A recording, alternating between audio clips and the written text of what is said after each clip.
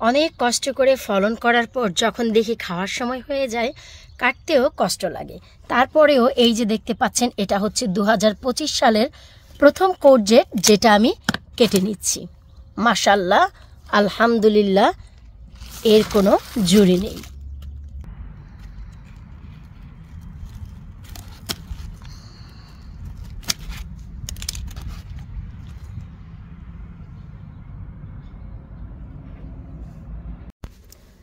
পাশাপাশি আজ বেশ কিছু ক্ষেতের সেচি শাকও তুলে নিচ্ছি।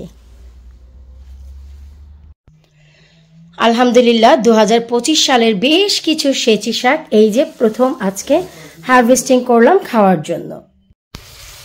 কোরজেট দুটা কাটার পরপরই ঘরে ঢুকে এই যে কিছুটা চিংড়ি মাছ হালকা করে কষিয়ে নিচ্ছি।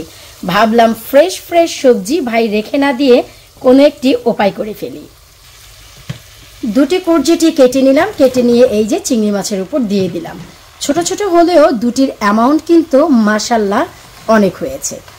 অনেকেই জানতে চেয়েছিলেন কোরজেটের ভেতরটা দেখতে কেমন, হলুদ না সাদা। এই যে দেখতেই পাচ্ছেন, আমরা চাল কুমড়া যেমন খাই একদমই হুবাহু মনে করেন যে চাল কুমড়া। ব্যাস, এখন ভালো করে একটু নেড়ে দিয়ে মিশিয়ে দিব এবং ঢাকনা দিয়ে ঢেকে দিব। আলহামদুলিল্লাহ, এই যে হচ্ছে সমস্ত কোরজেট থেকে পানি উঠে গেছে, এক ফোঁটাও পানি কিন্তু ইউজ করিনি। এই যে দেখেন রান্না হচ্ছে কি চমৎকার ভাবে। পাশাপাশি সেচি শাকগুলো ভালো করে কেটে ধুয়ে পরিষ্কার করে একটি আলু দিয়ে স্টিম করে নিচ্ছি, যেন গা মাখা মাখা হয়ে যায় বাঘার দেওয়ার পর। আলহামদুলিল্লাহ, 2025-এর প্রথম সেচি শাক দেখতেই পাচ্ছেন কতটা যে আঠালো হয়েছে। আসলে গরম ভাতের সাথে কোনো শুকনা মরিচ এবং কাঁচা মরিচ আমি কিছুই ব্যবহার করিনি। আমেনার এত বেশি পছন্দ এই শাক, ভাবলাম ভাই মরিচ দিয়ে কি হবে, বাচ্চা কাচ্চা খাবে, এটাই আলহামদুলিল্লাহ। এই হচ্ছে ফাইনাল লুক। তারপর এই হচ্ছে ভাই কোরজেট দিয়ে চিংড়ি মাছের ঝোল। এখানে সব শেষে দুটি কাঁচামরিচ আমি দিয়েছি শুধু নিজে ভাতের সাথে ডলে খাবো বলে। তো দেখতেই পাচ্ছেন, এই হচ্ছে রে ভাই আজকে ফ্রেশ ফ্রেশ বাগান থেকে তুলে খাবারের আয়োজন করলাম। পাশাপাশি কিছুটা কাচকি মাছও রান্না করে নিলাম। ভাবলাম দুটি আইটেম রান্না করছি, আরেকটি আইটেম রান্না থাকলে পুরোপুরি 2 দিন আমার হয়ে যাবে। কারণ হচ্ছে বাচ্চাদের জন্য আমি গতকালকেই কিন্তু আলু দিয়ে চিকেন রান্না করেছি, সেই ভিডিওটি করা হয়নি। আর এই দুটি খাবার থাকলে আমাদের 2 দিন অনায়াসে হয়ে যাবে।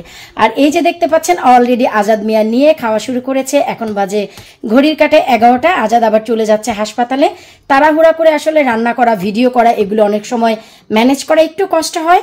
এই যে সে শাক, তারপরে হচ্ছে এই জিনিসটা নিয়ে গেল, কাচকি মাছটা চুলায় ছিল, এখন তাকে দিয়ে আসবো। দেখতেই পেলেন কত চমৎকার অসাধারণ একটি খাবার দিয়ে আজকে আমরা দুপুরবেলা ভাত খাবো। সময় থাকলে খেয়ে আপনাদের রিভিউ দিতাম কেমন হয়েছে। দেখতেই বুঝতে পারছেন কেমন হয়েছে।